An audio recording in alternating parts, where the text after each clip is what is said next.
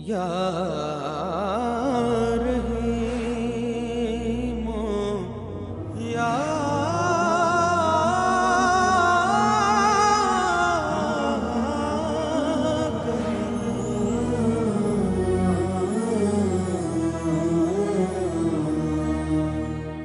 اعوذ باللہ من الشیطان الرجیم بسم اللہ الرحمن الرحیم اللہم صلی علی سیدنا و مولانا محمد وعلی آلہ وصحبہ وبارک وسلم وصلی علیہ۔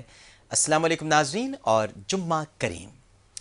ایک مرتبہ پھر آپ کو جمعۃ المبارک کی خصوصی ٹرانسمیشن میں جو کہ جیو ٹیلی ویژن نیٹ ورک پر پوری دنیا میں دیکھی جا رہی ہے خوش آمدید کہتا ہوں۔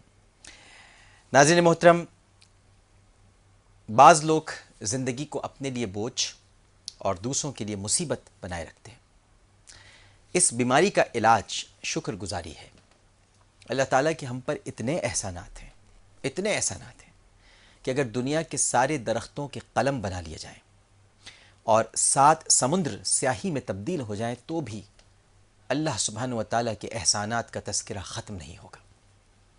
ہماری بقا کے لیے ہمارے مالک نے ہر قسم کی غذا مہیا فرمائی، زمین میں اجناس اور پھل لگانے کی صلاحیت رکھی، آسمان سے پانی اتارا، زمین کے اندر سے پانی کے چشمے جاری کر دیے، اور پانی میں یہ تاثیر رکھی کہ اس کی برکت سے مٹی کے اندر سے سبزہ اور سبزیاں اور پھل اور اجناس پیدا ہوتے ہیں۔ سورج کی شعاؤں میں یہ قوت رکھی کہ وہ انہیں بڑھاتی اور پکاتی ہیں۔ جو کچھ ہم کھاتے ہیں اسی کے دیے ہوئے میں سے ہم کھاتے ہیں، اس کا جتنا شکر ہم بجا لائیں وہ کم ہے۔ پانی بھی دیکھیے کیا چیز بنا دی ہے، 2 ہواؤں کا مرکب ہے، مگر ان سے مختلف اور تاثیر میں زندگی بخشی۔ پی لو تو پیاس بجھ جائے، نہا لو تو تازہ دم ہو جاؤ۔ بدن کے آپ کپڑے بھی دھو سکتے ہیں، اگر ان کو دھو لیں تو غلاظت ختم۔ کھیتوں اور باغوں کو سیراب کر لیں تو غذا پا لیجیے۔ پھر اسے عام کر دیا، دریا بہا دیے، چشمے نکالے، بارش سے پانی برسایا، زمین کے اندر پانی رکھ دیا، ذرا کھودیے اور میٹھے پانی کا کبھی ختم نہ ہونے والا ذخیرہ پا لیجیے۔ سانس لینے پر زندگی موقوف ہے اور ہر دم سانس لینے کی ضرورت پڑتی ہے۔ مالک نے ہوا کو عام کر دیا، جہاں جائیے پاکیزہ ہوا موجود ہے۔ یہ الگ بات ہے کہ ہم نے ترقی کر کے ہوا کو آلودہ اور پانی کو خلیص کر دیا ہے۔ یہی نہیں بلکہ اجناس کو بھی زہریلی کھادوں سے زہرناک بنا دیا ہے۔ اللہ تعالیٰ نے انسان کے لیے کائنات ناظرین محترم تخلیق فرمائی جس میں ہر طرف حسن ہی حسن ہے۔ ہر انسان اس کی حسین آغوش میں آنکھ کھولتا ہے، اس کے شفقت آمیز ماحول میں اپنی صلاحیتوں کو چمکاتا اور پروان چڑھاتا ہے، اور پھر یہیں اپنی قوتوں کو بروئے کار لا کر اپنی شخصیت کی تکمیل کرتا ہے۔ اس کے لیے دن ہنگامہ آرائیوں کا پیغام لاتے ہیں اور راتیں سکون آفرینیوں کا۔ ہر روز ایک سجیلی اور حسین صبح اس کے خیر مقدم کے لیے موجود ہوتی ہے۔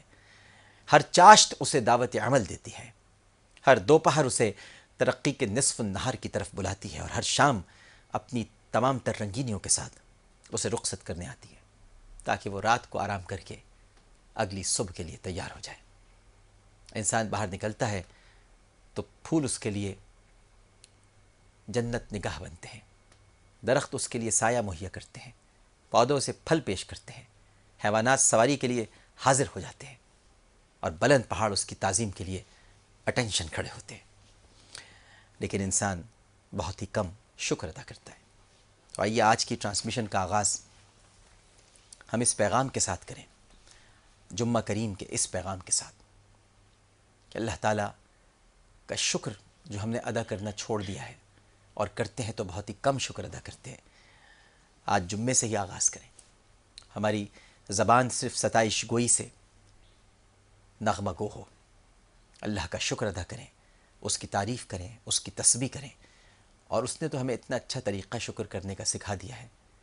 سبحان اللہ، ہر وقت سبحان اللہ، سبحان اللہ، سبحان اللہ، سبحان اللہ، یا سبحان اللہ و بحمدہ، سبحان اللہ العظیم، سبحان اللہ و بحمدہ، سبحان اللہ العظیم۔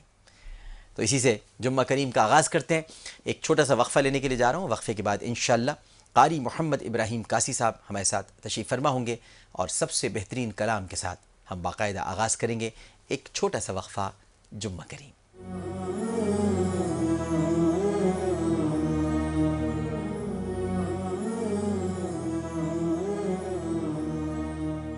السلام علیکم ورحمۃ اللہ. ایک مرتبہ پھر آپ کو جمعہ کریم کی خصوصی ٹرانسمیشن میں خوش آمدید کہتا ہوں. الحمدللہ ہماری یہ ٹرانسمیشن پوری دنیا میں اس وقت دیکھی جا رہی ہے جیو ٹیلی ویژن نیٹ ورک کے پلیٹ فارم سے.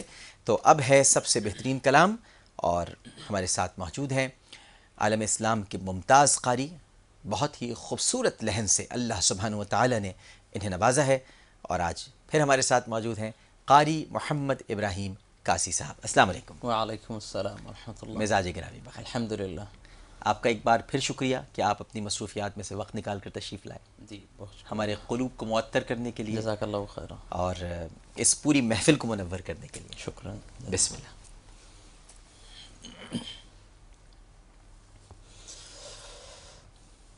اعوذ باللہ من الشیطان الرجیم.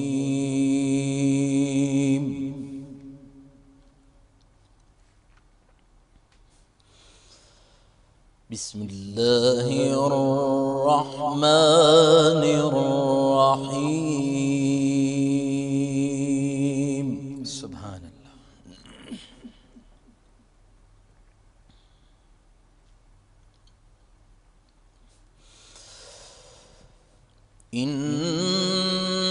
انما مثل الحیاة الدنیا كماء انزلناه من السماء. سبحان اللہ.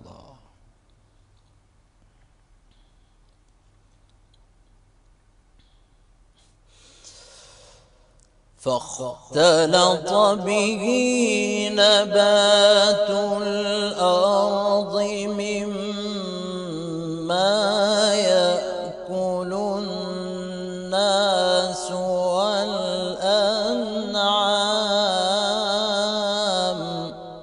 اللہ.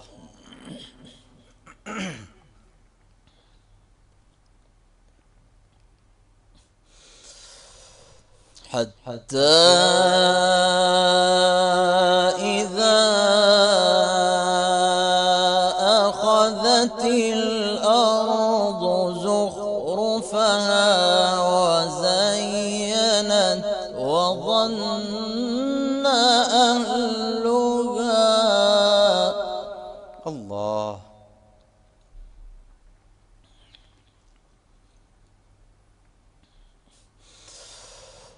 وظن أهلها أنهم قادرون عليها أتاها أمرنا ليلا أو نهارا. سبحان اللہ.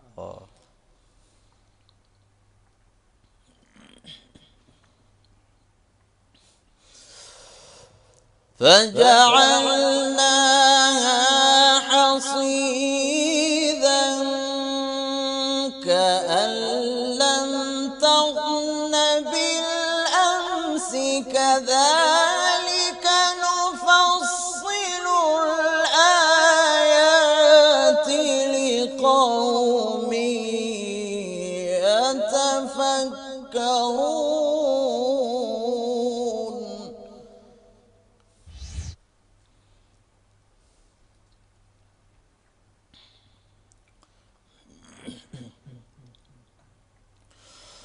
والله يدعو إلى دار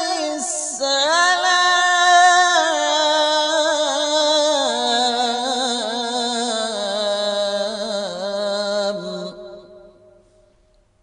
سبحان اللہ. والله يدعو إلى دار السلام.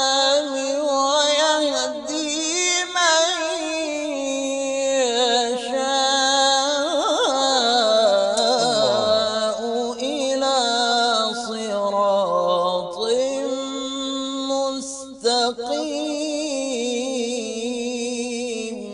اللہ اکبر، اللہ اکبر۔ للذين أحسنوا الحسنى وزيادة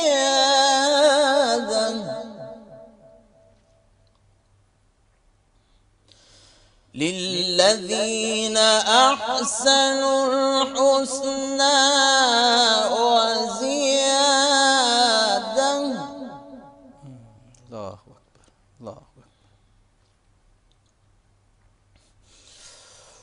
ولا يرهق وجوههم قتر ولا ذلة أولئك أصحاب الجنة هم فيها خالدون سبحان اللہ، سبحان اللہ۔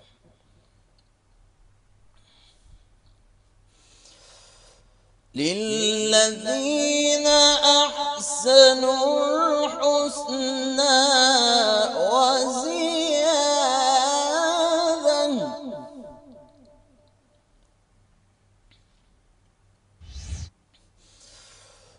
ولا يرهق وجوههم قتر ولا ذلة أولئك أصحاب الجنة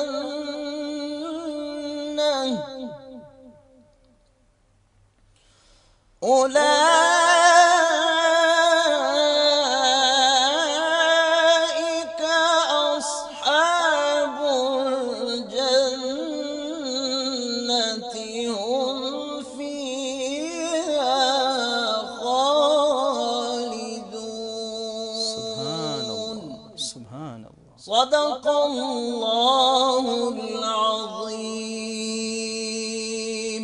سبحان اللہ، جزاک اللہ، ماشاء اللہ، تبارک اللہ۔ کیا کہنے ہیں بھائی، واہ واہ، کیا خوبصورت انداز اللہ نے آپ کو عنایت فرمایا ہے۔ بہت بہت شکریہ جناب قاری محمد ابراہیم قاسی صاحب۔ ناظرین محترم، قاری صاحب نے سورہ یونس کی آیات 24 تا 26 تلاوت فرمائی۔ سب سے پہلے ترجمہ پیش کرتا ہوں۔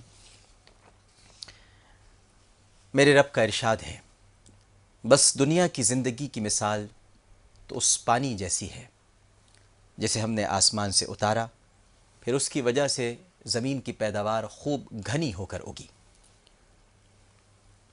جس میں سے انسان بھی کھاتے ہیں اور چوپائے بھی، یہاں تک کہ جب زمین نے اپنی پوری رونق اور حسن لے لیا اور خوب آراستہ ہو گئی اور اس کے باشندوں نے سمجھ لیا کہ اب ہم اس پر پوری قدرت رکھتے ہیں، تو دفعتاً اسے رات یا دن میں ہمارا حکم عذاب آ پہنچا، تو ہم نے اسے یوں جڑ سے کٹا ہوا بنا دیا گویا وہ کل یہاں تھی ہی نہیں۔ اسی طرح ہم ان لوگوں کے لیے نشانیاں کھول کر بیان کرتے ہیں جو غور و فکر سے کام نہیں لیتے۔ اور اللہ سلامتی کے گھر جنت کی طرف بلاتا ہے اور جسے چاہتا ہے سیدھی راہ کی طرف ہدایت فرماتا ہے۔ ایسے لوگوں کے لیے جو نیک کام کرتے ہیں نیک جزا ہے، بلکہ اس پر اضافہ بھی ہے، اور نہ ان کے چہروں پر غبار اور سیاہی چھائے گی اور نہ ذلت اور رسوائی۔ یہی اہل جنت ہیں اور وہ اس میں ہمیشہ رہنے والے ہیں۔ سورہ یونس کی 24 تا 26 آیات۔ ناظرین محترم، خالق کائنات اور مالک ارض و سما نے قرآن میں بعض حقائق بیان کرنے کے لیے مثل اور تشبیہ سے کام لیا ہے۔ یہ آیت بھی دراصل مثل اور تشبیہ ہے، جس میں اللہ تعالیٰ نے دنیا کی بے ثباتی کو بیان کرنے کے لیے خوبصورت مثال سے کام لیا ہے، اور دنیا کی زندگی کا منظر کھینچتے ہوئے ارشاد فرمایا ہے کہ یہ ایسے ہی ہے جیسے خدا بارش کے ذریعے زمین کو پھل پھول سبزوں اور سبزیوں سے لہلہا کر انسانوں اور جانوروں کی غذائیں مہیا کر دیتا ہے، اور حسین و دل نواز چمنزاروں میں جب سب اس طرح عیش میں لگ جاتے ہیں، گویا تمام زمین و زمان پر ان کو قدرت و اختیار حاصل ہے، تو یک یک رات میں جب سب کے سب سو رہے ہوتے ہیں، یا دن میں جب سب لوگ بازار حیات میں سرگرم ہوتے ہیں، طوفان، سیلاب یا جھکڑ کا ایک جھونکا سب کچھ تباہ کر دیتا ہے، اور ایسا لگتا ہے کہ جیسے کل کچھ وہاں کبھی تھا ہی نہیں۔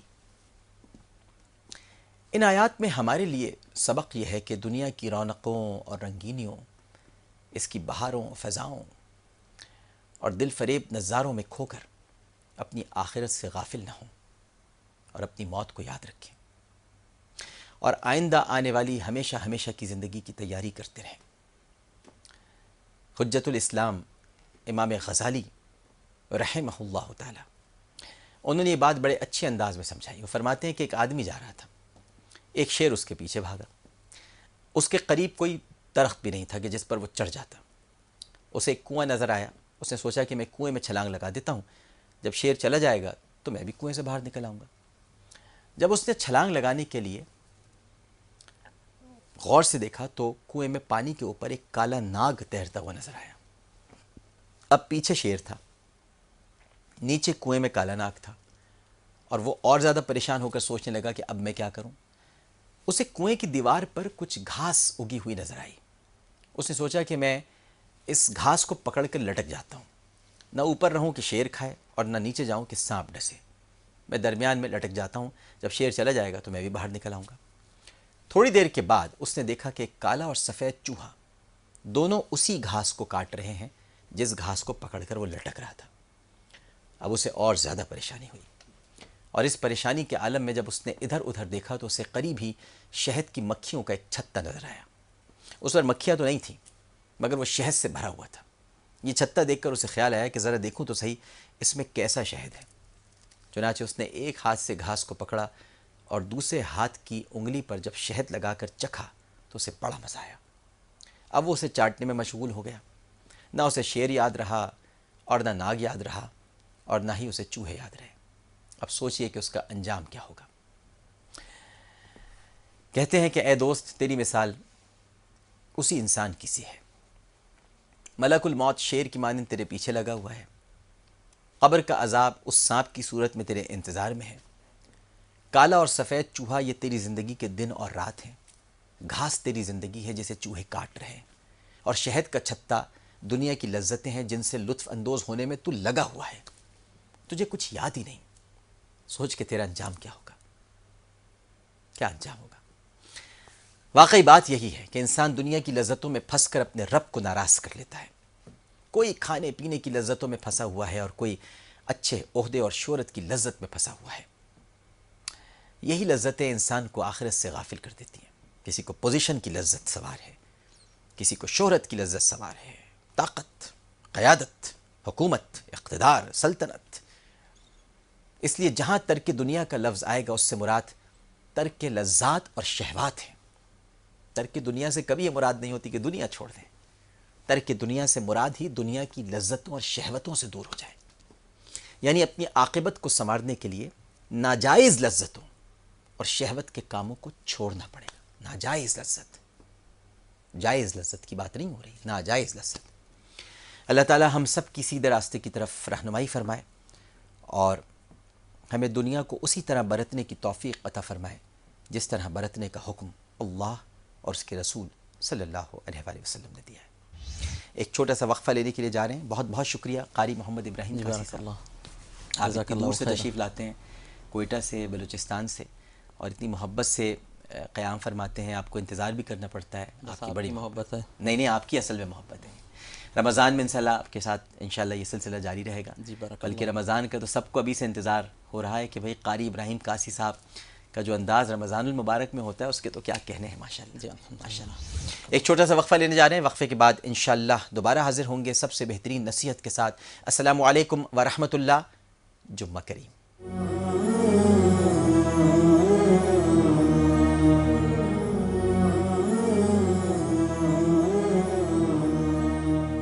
السلام علیکم ورحمۃ اللہ۔ ایک مرتبہ پھر آپ کو جمعہ کریم کی خصوصی ٹرانسمیشن میں خوش آمدید کہتا ہوں۔ جیو ٹیلی ویژن نیٹ ورک پر ہماری یہ ٹرانسمیشن پوری دنیا میں الحمدللہ دیکھی جا رہی ہے، اور اب سیگمنٹ ہے سب سے بہترین نصیحت۔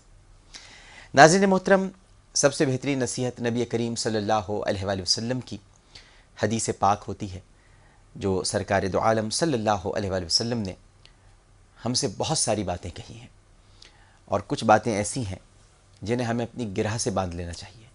اب جب میں کچھ کہتا ہوں تو اس کا مطلب یہ ہوتا ہے کہ چونکہ ہم سرکار دو عالم صلی اللہ علیہ وآلہ وسلم کی مکمل اطاعت سے یوں سمجھ لیجئے کہ عاجز ہیں، ہم نہیں کر پاتے، بالکل نہیں کر پاتے، تو ہمیں اس بات کا اقرار کرنا چاہیے۔ اگر ہم کہیں کہ جی ہم اطاعت گزار ہیں تو ہم غلط کہتے ہیں، ہم ہیں نہیں اطاعت گزار۔ اس لیے کچھ باتیں کہتا ہوں کہ کم از کم ہم کچھ باتیں ہی پکڑ لیں، کچھ باتیں ہی تھام لیں، کچھ باتیں ہی اپنے سینے سے لگا لیں۔ تو ویسے تو سرکار کی ساری باتیں ماننی چاہیے، کوئی بات بھی ایسی نہیں ہونی چاہیے کہ جو ہم ان کی نہیں مانیں، لیکن جو حوادث کا دور ہے، جو فتنوں کا دور ہے، تو سچ بات کہنی چاہیے۔ اور سچ بات یہ ہے کہ فتنوں کے اس دور میں ہر ایک کے لیے بڑا مشکل ہو جاتا ہے مکمل اطاعت گزار بندہ ہونا۔ تو پھر قریب لانے کا کیا طریقہ ہو؟ جو اولیاء کا طریقہ رہا، وہ یہ فرمایا کرتے تھے کہ سب نہیں تھام سکتے تو کچھ ہی تھام لو۔ تو اسی لیے میں آپ سے گزارش یہی کرتا ہوں کہ نبی کریم صلی اللہ علیہ وآلہ وسلم کی جو باتیں بھی، جو اقوال بھی، جو سنہرے موتی بھی آپ کو کہیں ملیں، ان کو لے لیجئے، ان کو اپنے پاس سنبھال کر رکھ لیجئے۔ سنبھال کر رکھنے کا مطلب یہ ہے کہ اس پر بلا چوں چراں عمل کیجئے۔ آج سب سے بہترین نصیحت 9 باتوں کا حکم ہے، لیکن پہلے میں سوال آپ کے سامنے رکھ دیتا ہوں، کیونکہ اس کے بعد جب ہم سب سے بہترین واقعے کی طرف جائیں گے تو وہ صرف خواتین اس میں حصہ لے سکتی ہیں، لیکن ابھی تو سوال ایسا ہے کہ اس میں سبھی لوگ شریک ہو سکتے ہیں تاکہ ویسٹ پوائنٹ کی فوڈ فیکٹری آپ کو دی جا سکے۔ وہ کون سے صحابی ہیں جنہوں نے جنگ بدر کے دوران نبی کریم صلی اللہ علیہ وآلہ وسلم کے خیمے پر حفاظتی پہرا دیا تھا؟ وہ کون سے صحابی ہیں جنہوں نے جنگ بدر کے دوران نبی کریم صلی اللہ علیہ وآلہ وسلم کے خیمے پر حفاظتی پہرا دیا تھا؟ اس کے ساتھ ساتھ خیر آپ کو جواب دینے کا طریقہ تو پتہ ہی ہے، ٹرپل اے لکھنے کے بعد اسپیس دینی ہے، جواب لکھنا ہے، 436% کر دینا ہے، اپنا نام اور شہر کا نام لکھنا نہیں بھولیے گا۔ ساتھ ساتھ دعائیں وہ بتانا میرے لیے ضروری بھی ہے، اور میں پہلے سیگمنٹ میں چونکہ سب سے بہترین کلام کا سیگمنٹ ہوتا ہے تو موقع نہیں مل پایا تھا، لیکن اب میں آپ کو بتلا دیتا ہوں جو دعائیں آپ کو پڑھنی ہیں جمعے کی، جو خاص طور پر جمعے کے ساتھ جن کی نسبت ہے، جمعۃ المبارک کے ساتھ۔ ایک تو درود پاک ہے، اللہم صلی علی محمد وعلی آل محمد کما صلیت علی ابراہیم وعلی آل ابراہیم انک حمید مجید، اللہم بارک علی محمد وعلی آل محمد کما بارکت علی ابراہیم وعلی آل ابراہیم انک حمید مجید، وبارک وسلم۔ اس کے علاوہ لا الہ الا اللہ وحدہ لا شریک لہ، لہ الملک و لہ الحمد، لہ الملک و لہ الحمد، اور پھر آگے یحیی و یمیت وہو علی کل شیء قدیر۔ اچھا، یہ ایک بہت ہی خوبصورت کلمہ ہے۔ ایک تو ہوتا ہے لا الہ الا اللہ وحدہ لا شریک لہ، لہ الملک و لہ الحمد وہو علی کل شیء قدیر، لیکن جو میں رک کر آپ کو پڑھانے کی کوشش کی، لا الہ الا اللہ وحدہ لا شریک لہ، لہ الملک و لہ الحمد یحیی و یمیت وہو علی کل شیء قدیر۔ بڑا خوبصورت ترجمہ ہے اس کا کہ اللہ کے سوا کوئی معبود نہیں، وہ اکیلا ہے، اس کا کوئی شریک نہیں، اس کی بادشاہت ہے اور سب تعریف اسی کے لیے ہے، وہی زندگی دیتا ہے، وہی مارتا ہے، وہی ہر چیز پر کامل قدرت رکھتا ہے۔ اس کے ساتھ ساتھ اللہم انی اسألک علما نافعا ورزقا طیبا وعملا متقبلا، اے اللہ بے شک میں تجھ سے نفع دینے والے علم کا سوال کرتا ہوں، اور پاکیزہ رزق کا، اور ایسے عمل کا جو قبول کیا جائے۔ پھر ساتھ ساتھ استغفر اللہ و اتوب الیہ، استغفر اللہ و اتوب الیہ، استغفر اللہ و اتوب الیہ، میں اللہ سے بخشش مانگتا ہوں اور اس کے حضور توبہ کرتا ہوں۔ اعوذ بکلمات اللہ تامات من شر ما خلق، میں اللہ کے کلمات کی پناہ میں آتا ہوں، مکمل پناہ میں آتا ہوں اس کی مخلوق کے شر سے۔ اور اس کے ساتھ ساتھ بسم اللہ الذی لا یضر مع اسمہ شیء فی الارض ولا فی السماء وهو السمیع العلیم، یہ بھی بہت خوبصورت دعا ہے۔ یعنی اس کے نام کے ساتھ جس کے نام کی برکت سے کوئی بھی چیز نقصان نہیں پہنچا سکتی، زمین کی ہو یا آسمان کی، وہ خوب سننے والا اور جاننے والا ہے۔ درود شریف پڑھتے رہیے، اور حضرت عمر فاروق رضی اللہ تعالی عنہ کی اس دعا کو بہت زیادہ کثرت سے پڑھیے جو وہ جمعے کے روز پڑھا کرتے تھے۔ حسبی اللہ لا الہ الا هو علیہ توکلت وہو رب العرش العظیم، مجھے اللہ ہی کافی ہے، اس کے سوا کوئی معبود نہیں ہے، اسی پر میں نے بھروسہ کیا اور وہ عرش عظیم کا رب ہے۔ تو اب بڑھتے ہیں سب سے بہترین نصیحت کی طرف۔ آج 9 باتوں کا حکم ہے۔ حضرت ابو ہریرہ رضی اللہ تعالی عنہ سے روایت ہے، آپ کے سامنے پڑھتا ہوں۔ عن ابی ہریرہ رضی اللہ تعالی عنہ قال قال رسول اللہ صلی اللہ علیہ وسلم امرنی ربی بتسع خشیت اللہ فی السر والعلانیۃ وکلمۃ العدل فی الغضب والرضا والقسط فی الفقر والغنا وان اصل من قطعنی وأوتی من حرمنی وعاف عمن ظلمنی وان یکون سمتی فکرا ونطقی ذکرا ونظرتی عبرا وآمروا بالعرف، رواہ ردین فی تجرید الصحاح 6۔ حضرت ابو ہریرہ رضی اللہ تعالی عنہ ارشاد فرماتے ہیں کہ نبی کریم صلی اللہ علیہ وآلہ وسلم نے ارشاد فرمایا، میرے رب نے مجھے 9 باتوں کا حکم دیا ہے۔ ایک تو یہ کہ ظاہر اور باطن میں اللہ سے ڈروں، خشیت اللہ فی السر والعلانیہ، ظاہر اور باطن میں اللہ سے ڈروں۔ دوسرا یہ کہ چاہے غصے کی کیفیت ہو یا رضامندی کی، دونوں حالتوں میں انصاف ہی کی بات کروں۔ وَكَلِمَةِ الْعَدْلِ فِي الْغَضَبِ وَالرِّضَا، تیسرا یہ کہ خوشحالی ہو یا غربت، دونوں حالتوں میں اعتدال پر قائم رہوں۔ وَالْقَسْطِ فِي الْفَقْرِ وَالْغِنَا، چوتھا یہ کہ جو مجھ سے ناتا توڑے میں اس سے جوڑوں۔ وَأَنْ أَصِلَ مَنْ قَطَعَنِي، پانچواں یہ کہ جو مجھے محروم کرے میں اسے دوں۔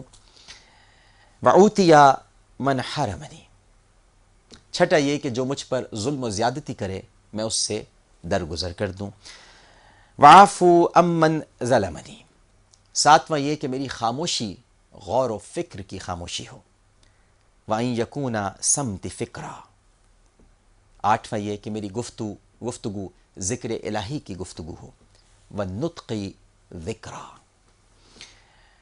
نواں یہ کہ میری نگاہ عبرت کی نگاہ ہو اور یہ کہ میں نیکی کا حکم دوں۔ وَنَظْرَتِي عِبْرَةٌ وَآمُرُوا بِالْعُرْفِ، رواہ رزین فی تجرید الصحاح 6، اسے مشکات شریف میں امام رزین کی تجرید سیاہ 6 کے حوالے سے نقل کیا گیا ہے۔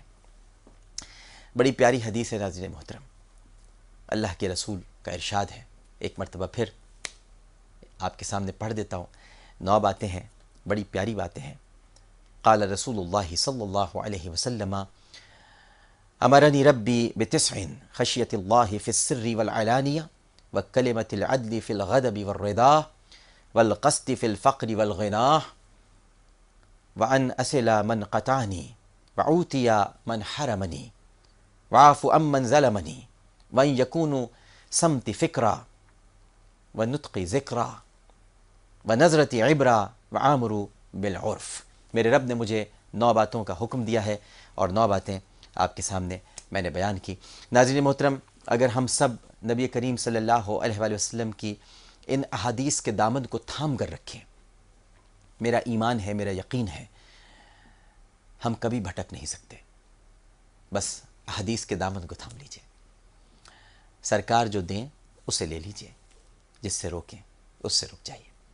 ایک چھوٹا سا وقفہ لینے کے لیے جا رہے ہیں، وقفے کے بعد سب سے بہترین واقعے کے ساتھ دوبارہ حاضر ہوں گے۔ سوال آپ کے سامنے رکھے جاتا ہوں کہ وہ کون سے صحابی ہیں جنہوں نے جنگ بدر کے دوران نبی کریم صلی اللہ علیہ وآلہ وسلم کے خیمے پر حفاظتی پہرہ دیا۔ السلام علیکم ورحمۃ اللہ، جمعہ کریم۔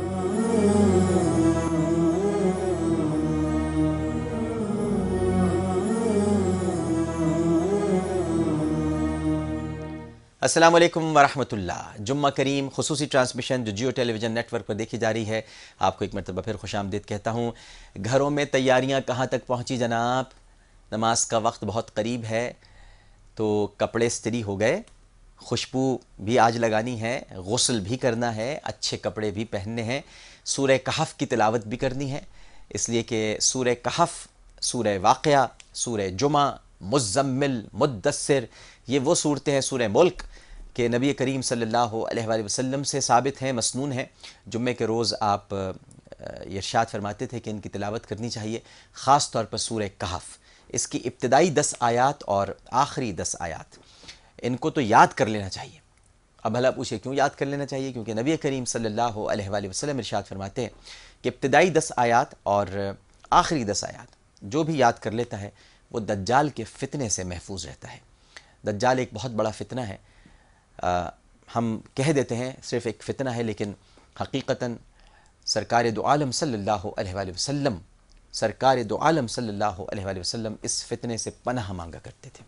صحابہ کرام رضوان اللہ تعالیٰ علیہم اجمعین اس فتنے سے پناہ مانگا کرتے تھے، اور بہت کم ہوں گے وہ لوگ متقی اور پرہیزگار جو دجال کے جھانسے میں نہیں آئیں گے، لیکن جنہوں نے سورہ کہف کی ابتدائی 10 آیات یا آخری 10 آیات ان کو یاد رکھا۔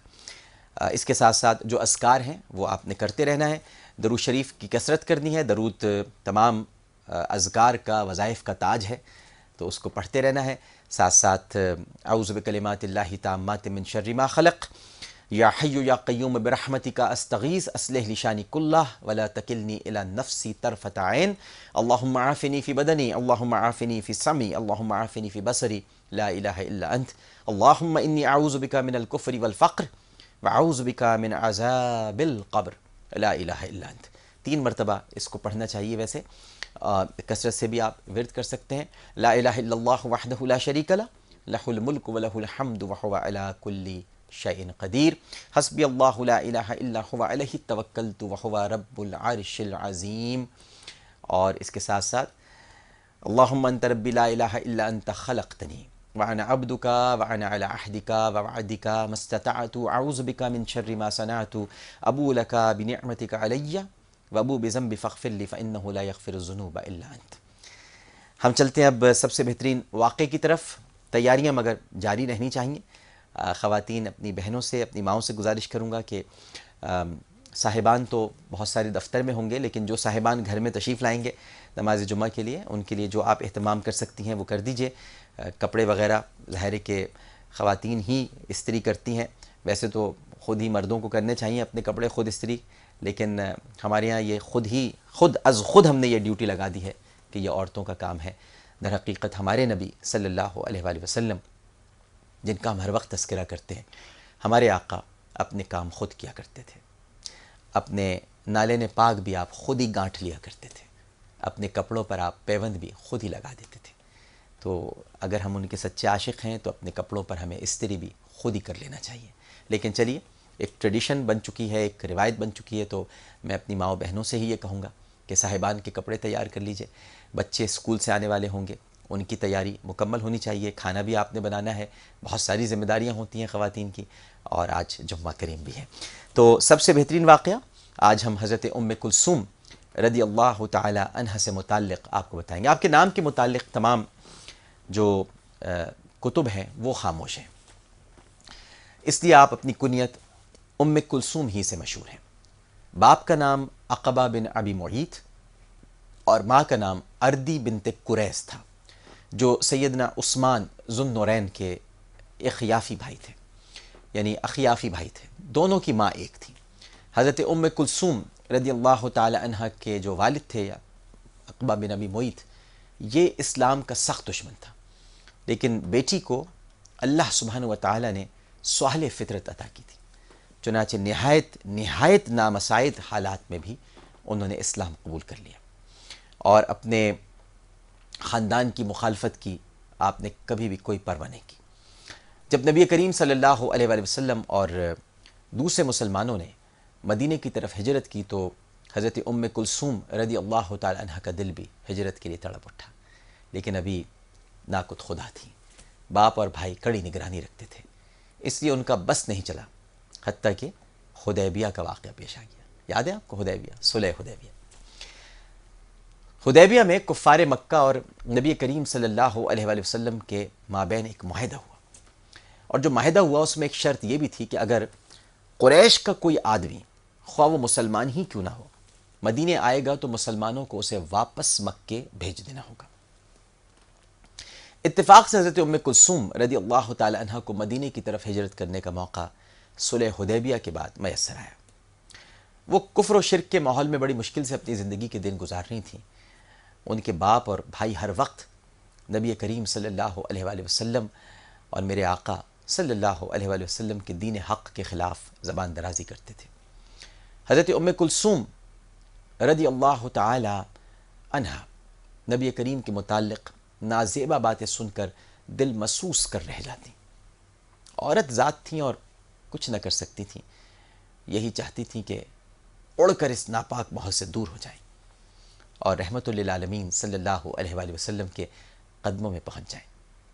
ایک دن بنی خزاعہ کا ایک شخص مدینے جا رہا تھا، یہ موقع پا کر آپ اس کی معیت میں باپیادہ ہی مدینے کی طرف چل دیں اور دن رات ایک کر کے نبی کریم صلی اللہ علیہ وآلہ وسلم کے قدموں میں جا گری۔ جب گھر والوں کو ان کے فرار کی خبر معلوم ہوئی تو وہ سر پکڑ کر بیٹھ گئے۔ ان کے دو بھائیوں ولید بن عقبہ اور عمارہ بن عقبہ کو سخت غصہ آیا اور وہ اپنی بہن کے تعاقب میں نکل کر کھڑے ہوئے۔ خوش قسمتی سے حضرت ام کلثوم رضی اللہ تعالی عنہ انہیں راستے میں نہ مل سکی۔ دونوں بھائی سیدھے مدینے پہنچے، مدینہ منورہ، اور نبی کریم صلی اللہ علیہ وآلہ وسلم سے مطالبہ کیا کہ شرط کے مطابق ہماری بہن کو واپس کر دیجیے۔ ادھر بھائی مطالبہ کر رہے تھے، ادھر ام کلثوم رضی اللہ تعالی عنہ نے فریاد کی، یا رسول اللہ صلی اللہ علیہ وآلہ وسلم، مجھے اپنے درد سے نہ دھتکاری ہے، میں ایک کمزور عورت ہوں اور مشرکین میں واپس جا کر میرا ایمان خطرے میں پڑ جائے گا۔ آقا کو فکر ہوئی، آقا علیہ الصلوۃ والسلام کو پریشانی ہوئی، کیونکہ معاہدے کی شرط میں عورتوں کا ذکر نہیں تھا۔ اس وقت بارگاہ الہی سے آیت اتری، اے مومنو، جب تمہارے پاس مسلمان عورتیں ہجرت کر کے آئیں تو ان کو جانچ لو، اللہ ان کے ایمان کو اچھی طرح جانتا ہے۔ اگر تم کو معلوم ہو کہ وہ مسلمان ہیں تو ان کو کافروں کے حوالے نہیں کرو۔ اس آیت کے مطابق نبی کریم صلی اللہ علیہ وآلہ وسلم نے حضرت ام کلثوم رضی اللہ تعالی عنہ کو واپس کرنے سے انکار کر دیا۔ وجہ آپ نے یہ بیان فرمائی کہ صلح حدیبیہ کی شرائط میں رجل یعنی مردوں کی واپسی کا ذکر تھا، عورتوں کو اس سے مستثنی قرار دیا گیا تھا، چنانچہ معاہدے کے مطابق انہیں نبی کریم صلی اللہ علیہ وآلہ وسلم نے کفار کے حوالے کرنے سے انکار کر دیا۔ اب یہ رسول کی سنت ہے، یہاں ایک لمحے کے لیے میں رکوں گا۔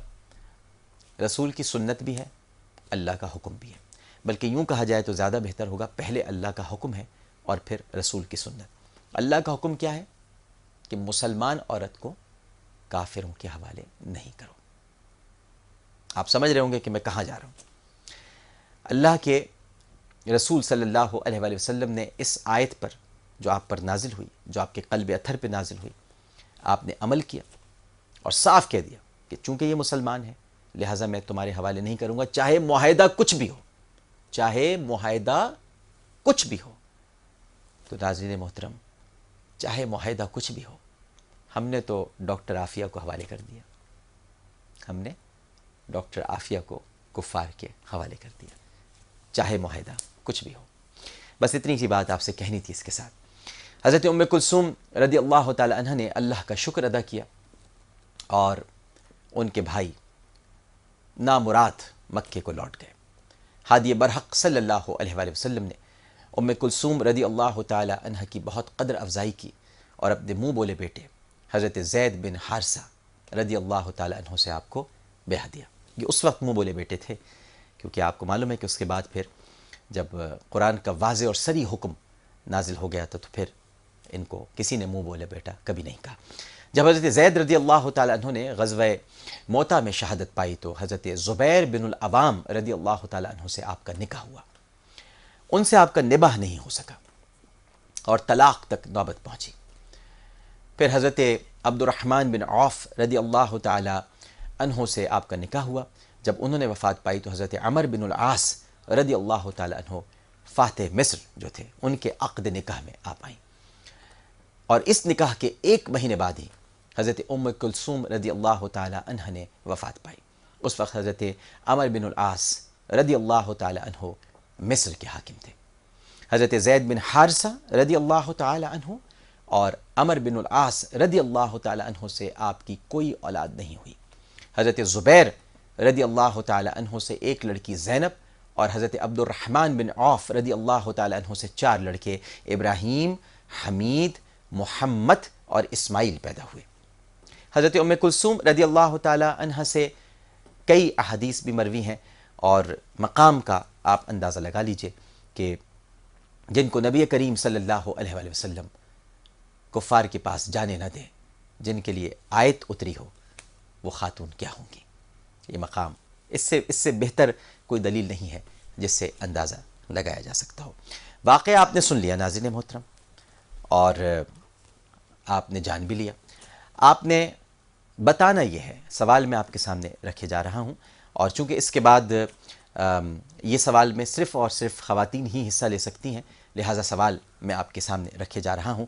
آپ کو بتلانا یہ ہے کہ حضرت ام کلثوم رضی اللہ تعالی عنہا، حضرت ام کلثوم رضی اللہ تعالی عنہا جب مدینہ منورہ تشریف لائیں تو کس صلح کی بنیاد پر کفار نے ان کی واپسی کا مطالبہ کیا۔